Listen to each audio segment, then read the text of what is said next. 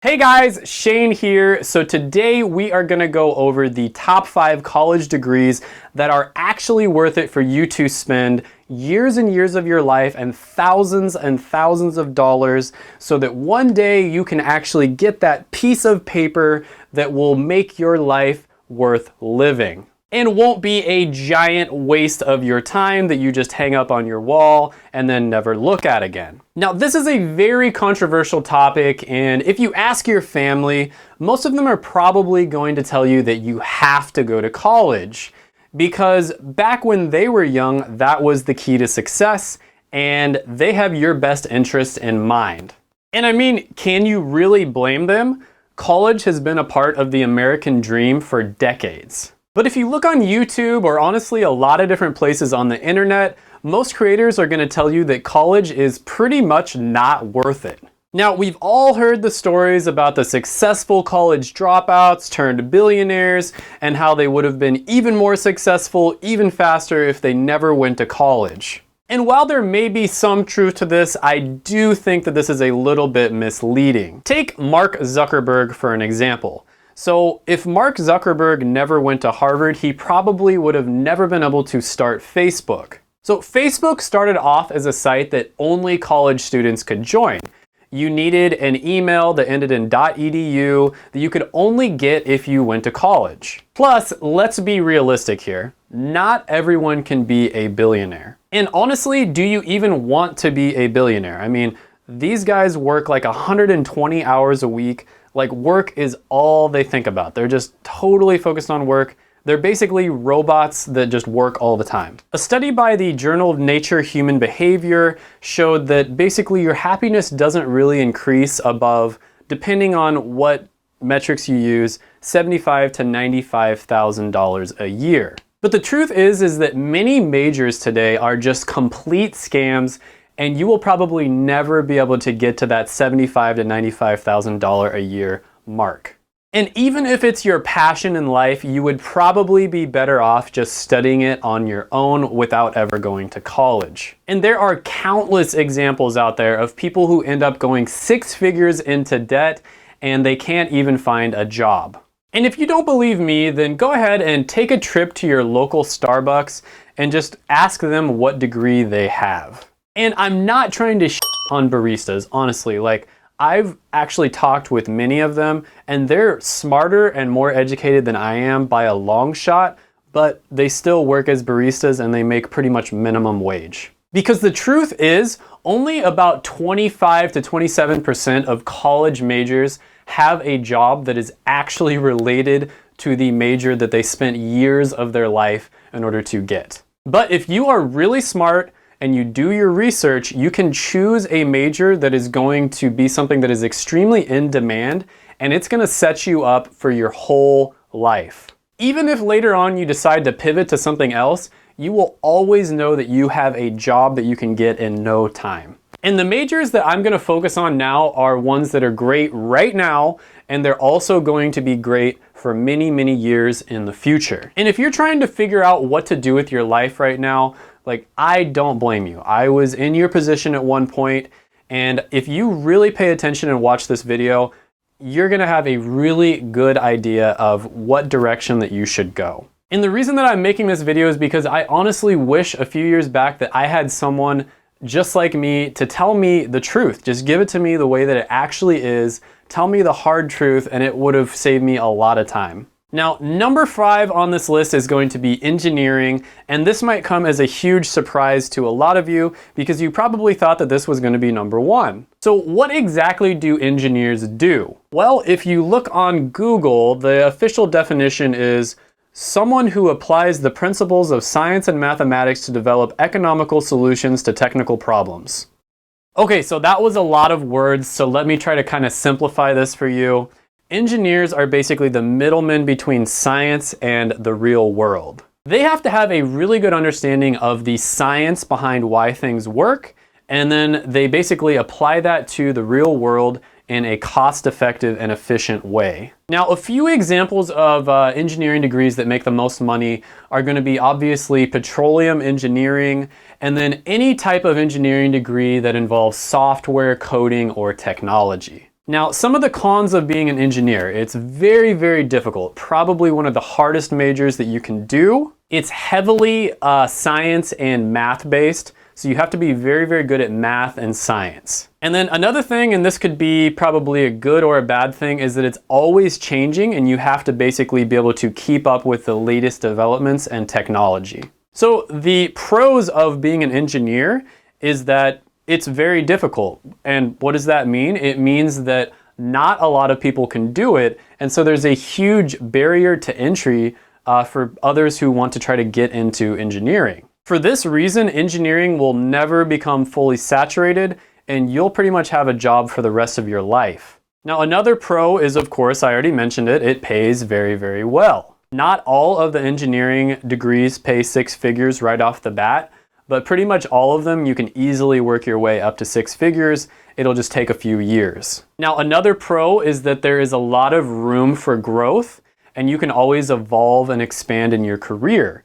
If you want to take on more of a management position, you want to be like a project manager, you can go in that direction. Or if you think there's like an evolving technology that you have a lot of passion for, or you think there's a lot of opportunity there, you can specialize in that and go in that direction. So number 4 on the list is going to be human resource management.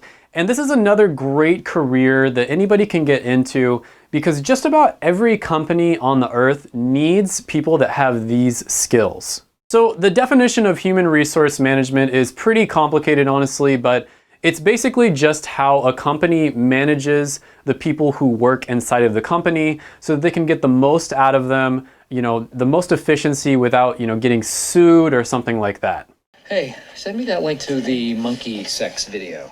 I'm going to forward it like it's hot. Yes! And more companies are realizing that it's incredibly important to put their employees first, treat their employees well, and that way the employees will, make you more money, they'll be more efficient, they will, treat customers well, and it just turns out to be a really good long-term strategy. And it's important to also note that human resource managers are the ones who do the hiring and the firing, and they're also the ones that make sure that the company doesn't get sued or fined. If I had a gun with 2 bullets and I was in a room with Hitler, Bin Laden, and Toby, I would shoot Toby twice. The thing that makes HR so important is that basically all big businesses in any industry that you go into need HR personnel. And I actually know of several different professionals that ended up pivoting and going into HR because there was such a high demand for HR managers. No, God! So the cons of HR, well, first of all, you're gonna have a really heavy workload. You're kind of like the glue person in a company, and so there's just a ton of different stuff. There's always gonna be something that you need to do at any given time. And the second thing is you have to fire people, which sucks because you might have to fire people that you really like. And then of course the third thing is office politics. There's gonna be a lot of office politics when you get into HR, and you are going to have to be the mediator when people have issues with each other. You're gonna have to sit down with both parties and kind of like talk it out, and that can get probably like pretty annoying. So the pros of HR is that you get to interact with a lot of people. You're gonna be hiring people, you're gonna be doing performance reviews, you're gonna be attending a lot of meetings. So if you are an extroverted person, this is probably a very, very good career path for you to get into. The second pro for HR is you're always gonna have something to do. So if you are the type of person who really likes your day to go by super fast, you just wanna show up to work, do a bunch of work, and then all of a sudden, it's the end of the day and you get to go home, this is gonna be another career that's gonna be great for you. And then of course, the third thing is the very, very attractive salary. So number 3 on the list is going to be business majors, but this one does have a caveat to it. You do have to specialize if you go into business. So you don't want to just get like a general business major, you do need to specialize in something. And a really good example of one that you could specialize in would be a sales manager. And when it comes to business majors, it is very, very important that you do your research and you figure out which one you like, and then also figure out which one pays really well, so that you can choose which majors to specialize in. And the truth is there will always be demand for business majors because companies need people who are really talented and they understand how business works in order for their company to be successful. And this isn't going to change anytime in the near future. So the trick to getting a business degree is to niche down, specialize something, and then get so good at that thing that the company simply can't ignore you. Now, let's talk about some of the cons of getting a business degree. If you're not careful, you might end up in a corporate office job, which can get really, really boring. You know, you'll end up like at a cubicle. If you're lucky, maybe you have your own office, but you'll basically be just like sitting at a desk all day long, and that can get really boring over time. The second thing is a lot of companies have really rigid structures and they don't give you a lot of freedom. So if you're someone who's extremely creative, business major, you can still go into it, but you do have to really do your research and figure out which companies give their employees more creative freedom. Now, another thing about being a business major is this major is notorious when you get hired by companies for having extremely competitive and cutthroat environments. Everybody's going to be going for the job promotion. A lot of people are going to be, want to be leaders on certain projects, and a lot of people are going to want to, take credit when one project goes well,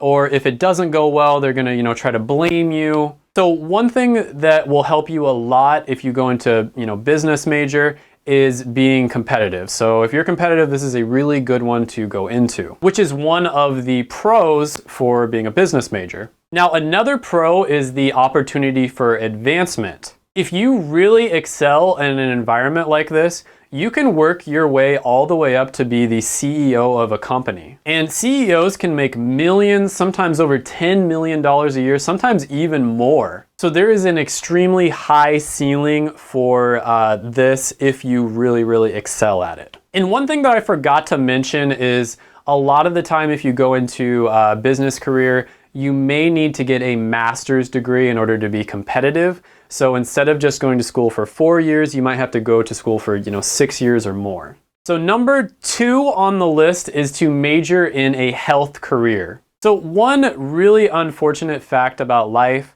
is that we are all going to get sick at some point and have health issues, and that is just never going to change. But this means that there will always be demand for healthcare professionals. And one really good example of this would be health services management, where you're basically kind of just like a CEO or a high-level executive of a hospital or a clinic, and you just make sure that things run, the hospital or clinic makes money, but you also make sure that everything happens in an ethical way that is the best thing for the patients who come into that facility. Recent research by the American Association of Medical Colleges has shown that by 2030, there will be a shortage of probably over 100,000 doctors. And it's not much different for nurses and other healthcare professions. And on top of that, healthcare is becoming more and more complicated with different laws changing and new demands in the profession. And if you choose a career in healthcare, it's pretty safe to say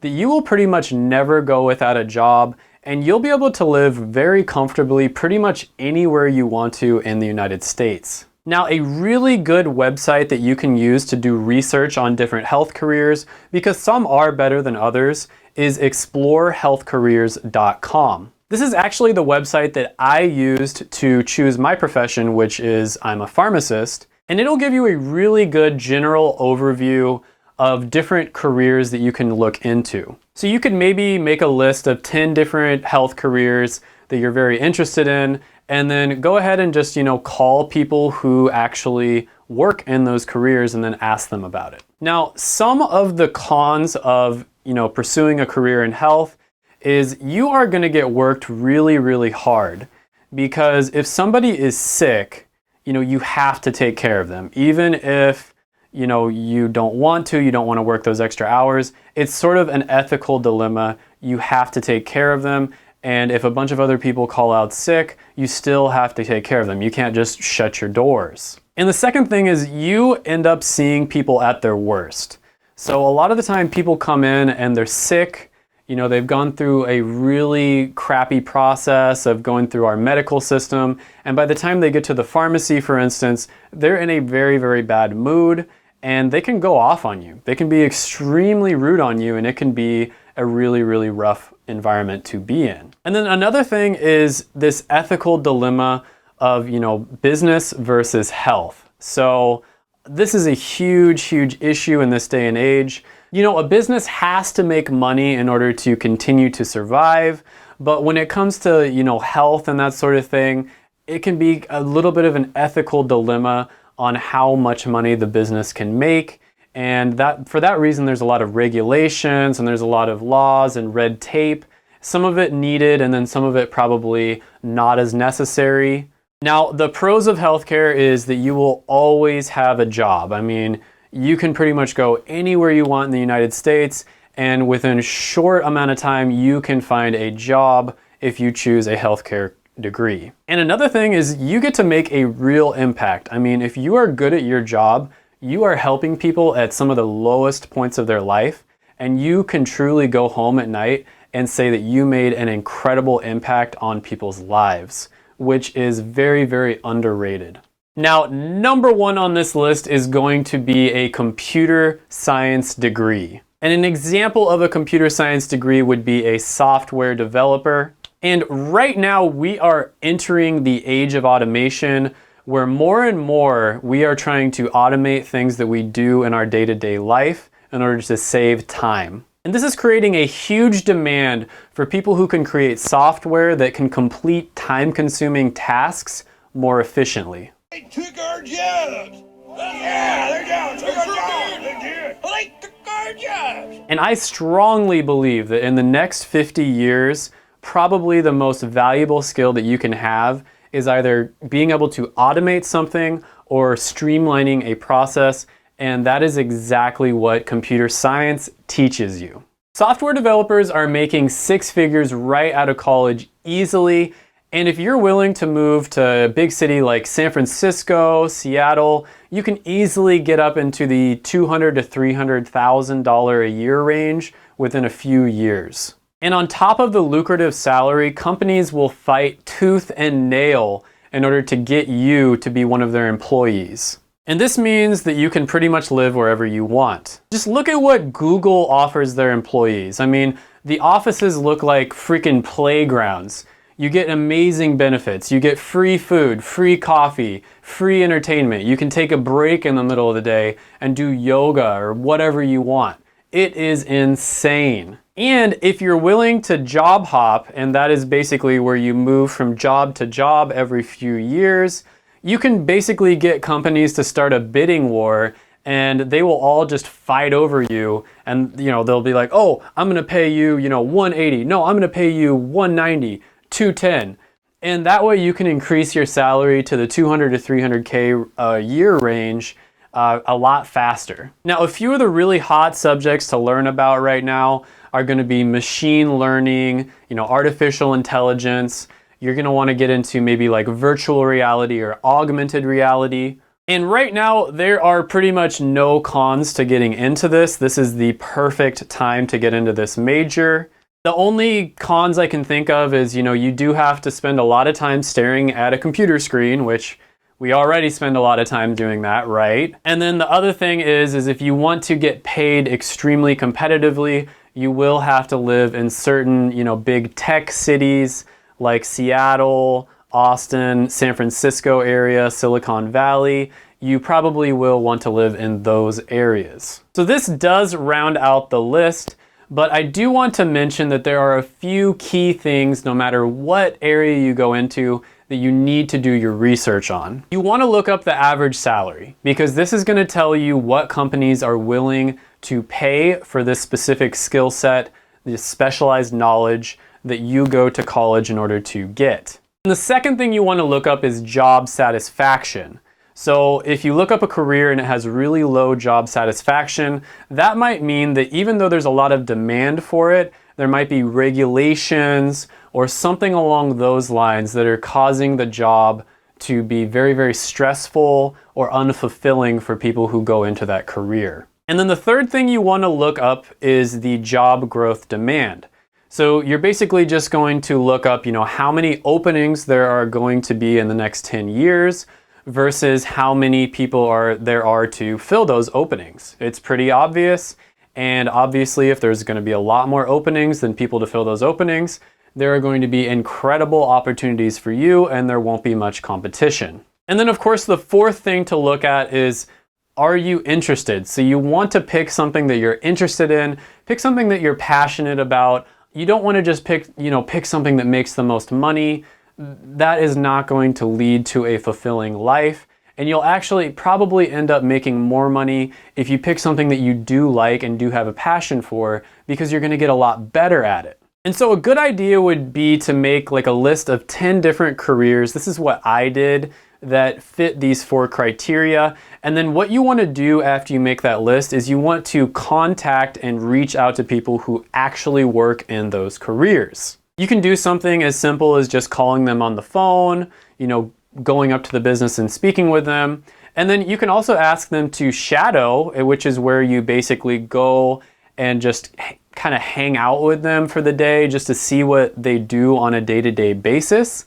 And then based off of that, you'll see what the job is really like and if that's something that you want to do, for 10 years or longer in your future. Okay, so I really hope that you enjoyed this video. I work really hard on these videos. They take a long time to make. And if you made it this far in the video, please like, subscribe, smash the like button, smash the subscribe button, and then also comment down below. Let me know what you think. Tell me if there's some degrees that I missed out on. Tell me if I should have put number 5 as number 1, or whatever you believe to be true. And if you're a Starbucks barista and you're super mad at me for making this video, comment that down below too. And until next time, bye for now.